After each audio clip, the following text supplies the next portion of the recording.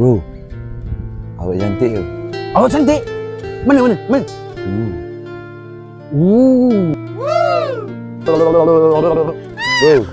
asal gerujuh sangat? Kau tak tahu aku siapa ke? Agak-agak lah. Aku buaya sejati tau. Tinggal kenangan, gagal segala impian. Kalau kau buaya sejati, aku cabar kau. Buat dia tunduk kat kau.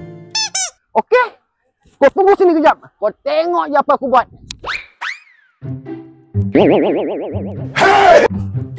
Minta maaf kak. Saya baru nampak akak Buang sampah Saya daripada Jawatan Perikanan ya. Membuang sampah ni kak. Macam alam sekitar. Termasuk laut kita yang cantik ni. Kalau macam ni kak, penyu pun confused. Mana satu makanan dia, mana satu plastik kak. Baik akak kutip balik sebenar saya sepak akak.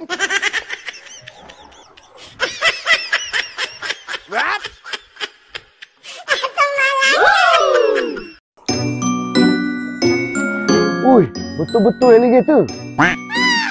Maafkan saya. Nak buang kat mana ni? Jom saya tunjukkan.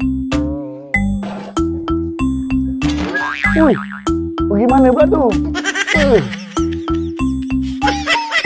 Khazanah Taman Laut bukan untuk diusik tetapi untuk dihargai. Bersamalah kita memelihara khazanah laut kita. Pesanan khas ini dibawa daripada Jabatan Perikanan Malaysia.